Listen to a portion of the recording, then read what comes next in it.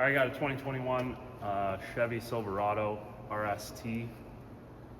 This one's got the 5.3 in it, and we're going to be changing out some rear brake pads today. So you can see these calipers are electronic for the parking brake, and also on the driver's side rear we have a brake pad wear sensor. So we are going to take this off, and we're going to have to wind this back. And normally you would just use a scan tool to do that, but I'm going to be using the power probe. We're going to do it that way. You could just use like a set of jumper cables as well, like small test leads, not battery jumper cables. And it's just 2 wires, simple electric motor, power and ground. Do it one way, it's going to make the motor engage. Do it the other way, it's going to retract. Very simple. The connector for it's right here. Big red locking tab on it. The locking tab just slides backwards like that. And then back here, you can just push down and this should come off. I use some soapy water to get all the dirt and stuff out of it. It's just gonna help get the connector off much easier. And then for our brake pad wear sensor, I'll see if, I'm just gonna leave this in here because I don't wanna break it, but similar idea, except instead of the red locking tab, we have a white one. And once we get this disengaged, all you're gonna do is just push it down and pull this out. I'm gonna go get a screwdriver so I can do this. There, that's disengaged, I believe. And then I like to just try to push in on the connector and push down on the white part.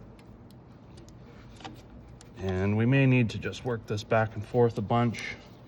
You can see there's already some dirt that's coming out of there. I'm just gonna hit it with some more soapy water, try to wash that out.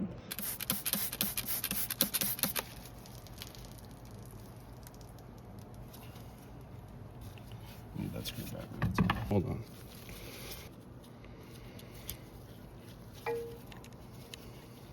I might try to get something smaller in that hole to pry this back.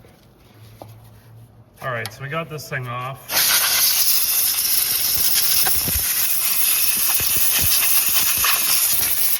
It was really full of dirt, so all I did was just slide a screwdriver into the top portion, and then that just allowed me to lift up on this tab that you're supposed to be able to just push down on for it to disengage, to pull this out.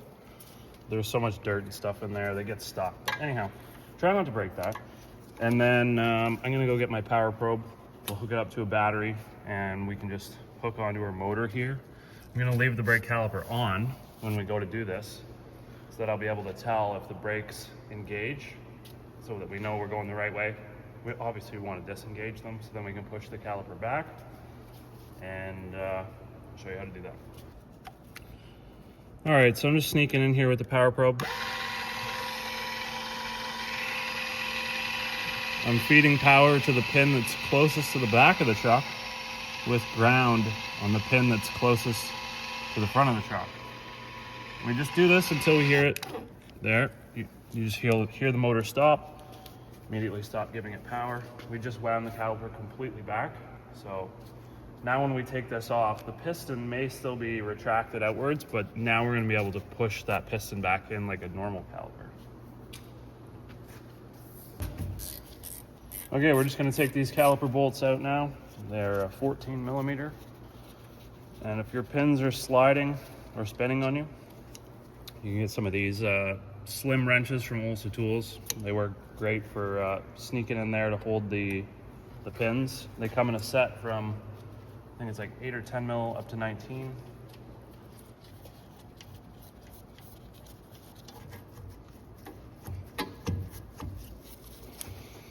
Now we might need to take this out, actually, now that I think of it. I'm gonna have to get some needles. So that just pops out of there. Oops. There's supposed to be a little spring tab that's on there that's stuck in the pads now. But yeah, just basically how this sensor works is when the brake pads wear down, it eats through this sensor, and then eventually it breaks the wire that's inside, telling you that you need brakes.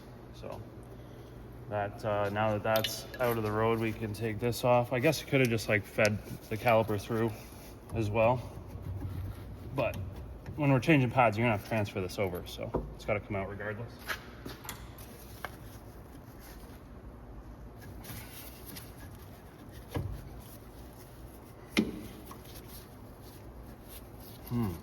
Does this flip up? All right, so they give you just enough flexos to get this thing off. There's the so the piston, like I say, now once you get this motor wound back, you can actually push this back. There is a wind back caliper tool that will sit in here, and I'll grab that to show you what it looks like. And now that we got this off, you can hang your caliper up, and we can take our brake pads off.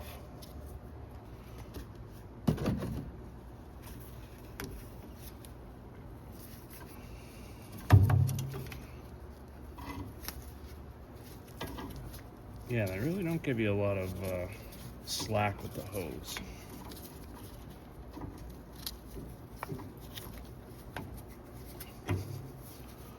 Oh well, that's good enough. It's kind of out of the road. Okay, we take pads out.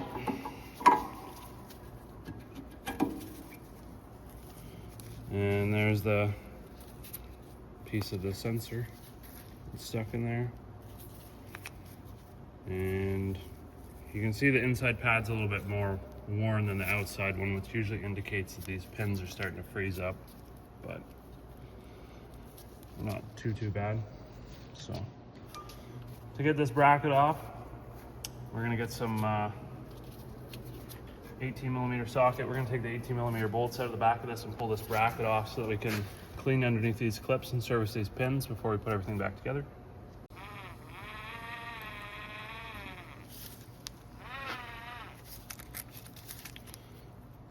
You gotta watch for these seals. Sometimes they will get stuck on the piston and then they start to bind up.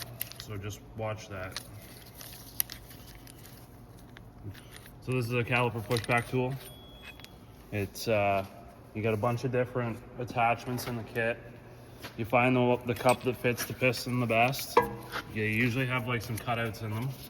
This one's just got one little notch in it. It sits in there like this, and then this piece has a plate on it that just backs up against these ears. It's a threaded rod, and you just spin it and it pushes it back while it turns at the same time.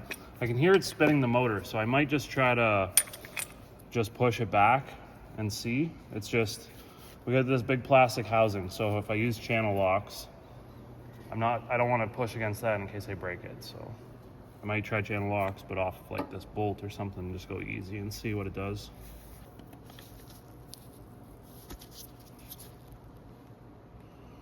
Yep, so that's gonna work just fine. As long as we prime the motor back before we do this. Because if we just go ahead, pull the caliper off and then try to do this, the motor hasn't wound back yet, so it's gonna stop. Then it fights against the motor, so. Here, pretty much all the way back. The only other thing we need to make note of is the brake pads usually have like this little nub that sticks out on them right here. So those slits that are on the piston, they need to be at 12 o'clock and 6 o'clock so that when you slide the caliper on, the little nub slides inside of this. So make sure that this is positioned correctly. I guess as long as you don't do what I just did with the pushback tool, then you're gonna be fine. Okay, so right about there is gonna be good, maybe a little bit more.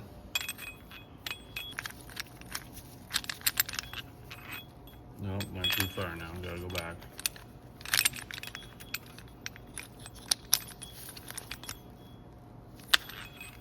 Nope, still too far, the other way now.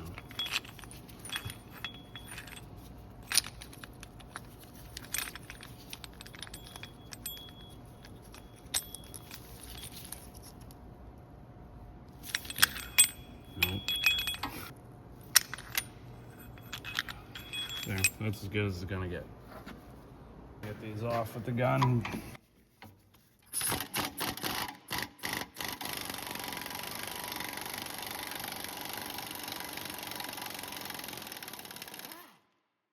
All right, so they red Loctite those things on there, 18 mil. I'm just gonna whip these off.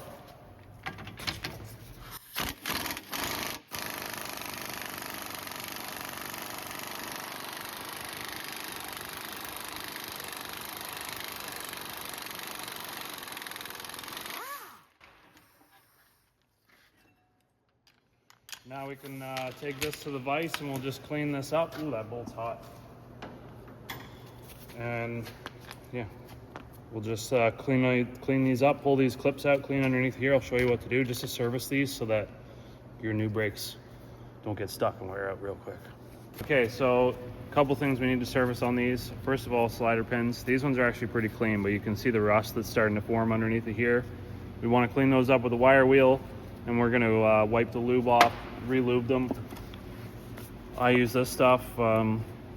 You want to make sure that you use a silicone-based brake lubricant and not petroleum-based like anti-seize. Don't use anti-seize. Don't use anything that's like oil-based. And these little rubbers, they just pop out of here, and then that gives you access to get in here. I like to put a little bit of grease around here as well. It just keeps rust from working its way in. You can see this bracket is steel, and that's exactly what happens. The rust will build up around here. It gets past this rubber boot, works its way into this bore, and then it locks your pin up. Or it gets past, works its way along this edge here where it seals and gets onto the pin and then locks the pin up. So we need to prevent that from happening. And then underneath of these clips, you just might have to use a flathead screwdriver to get those off. But they just pop off like that. And these ones are actually very clean, which is nice for once. But basically just use something like a wire wheel like this on a drill, get in there and clean all that out, and then we'll put some, I actually use anti-seize underneath of these, and then that should be good. We'll be ready to put this back on the car.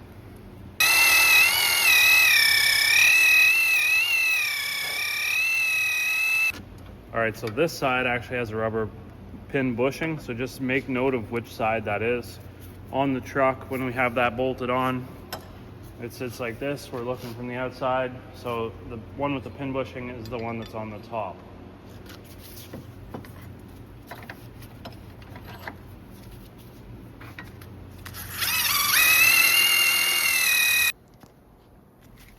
All right, put some around here, and then also put some around the base of the pin. And just, I also put some on here as well. Make sure that seat's good, feels good. Stick this rubber back in. Give it a spin, make sure it's seated okay. Slide this in. I like to just spin it around a bunch to move that lube around. And I also get some lube on the ends of the pin here. Do that on both sides, and then we'll prep these and get the clips in.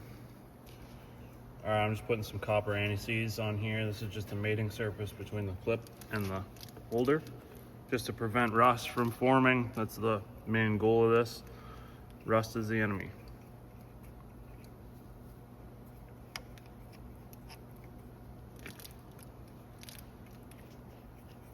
Okay, so these clips need to go in a certain way. You can see that these little spring portions, when we put the pads in, these are gonna fold up like that, and it just keeps the pads, keeps tension on the pads to spread them apart. So when you let go of the brakes, they're not dragging on the disc, that's why. So make sure you put those in the right way. This section here where the disc is should be free and open. And now we can go put this back on the truck. All right, now we'll get these started. And I don't know if we're supposed to reapply this red Loctite, but they were pretty tight coming out, so I'm just gonna not do that. And we're gonna run these down and torque them down. Okay, so we're just gonna run these down with the gun, and then we need to torque them down to 111 foot-pounds plus between 15 and 30 degree rotation. On top of that, let's go this way.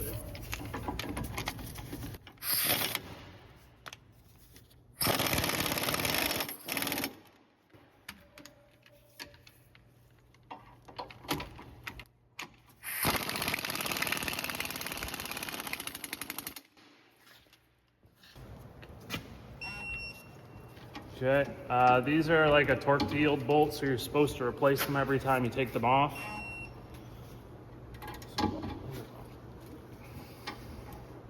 Let me get these torqued down right.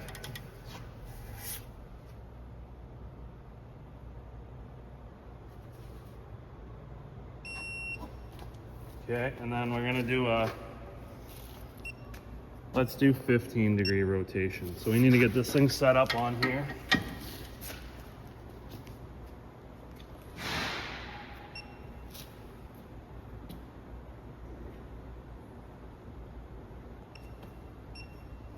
All right.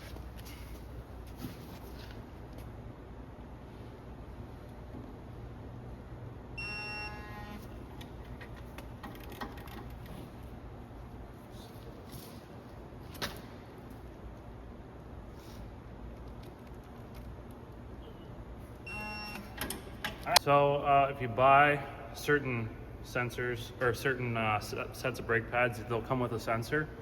If not, just make sure you buy a sensor. But in this case, we got some brake pads from CarQuest. They were their Gold line series.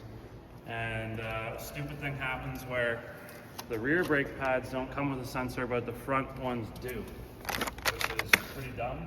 So I'm gonna send you an email about that, because that's stupid that you buy 2 Gold sets of brake pads and one comes with a sensor and the other one doesn't. But this is a very basic circuit. It's just 2 wires, and the circuit is just looped around, and when this wears out, the disc will actually break that wire, which opens the circuit and tells the computer that you're out of brakes in the back. So in order to get around this, I'm just going to cut this off, and we're just going to tie the wires back together and put some heat shrink on the end, and that'll shut the light off. Very simple. Okay, so here's the brake pads. You'll notice one of them is going to have a cutout. That's for the sensor. So the sensor goes on the inside brake pad, but it only goes on the driver's side of the vehicle. The passenger side rear doesn't have a sensor. So completely up to you whether you want to lube the ends of the brake pads or not. Like these little ears, because when you're on and off the brakes, these pads need to slide back and forth, right? So I'm going to leave them and not lube them. I just don't want a bunch of gravel getting all stuck to the lube. But like I say, the one with the notch goes to the inside. So we just slide this in here like that. And there's little nubs that sort of spring up that keep the brake pad from coming back out. So make sure that you're ready to put them in and not take them back out, because they're a bit of a pain. And then we'll stick this back one in here.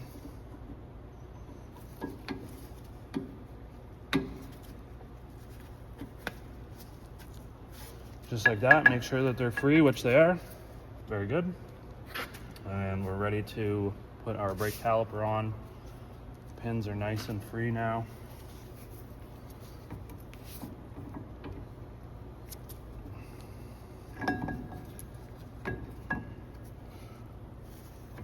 Right, you can't even really get that out. They give you like just almost not enough room to get this on. Makes me want to like, oh, you can't even unbolt that piece. Oh, we can get it on. A little finagling, but it comes on and off, no problem. We're good. Okay, we'll get those bolts started. Up to you also if you wanted to put some sort of lube or disc brake quiet, which is basically like a high temp silicone, underneath of these ears. Just before you put the caliper on, you just paste some onto the pads and then install your caliper. And get these started. These are going to get torqued down to 30 foot-pounds.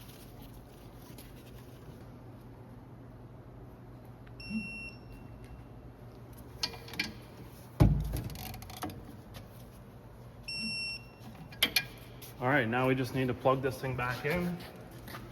So we got our harness for the electric brake caliper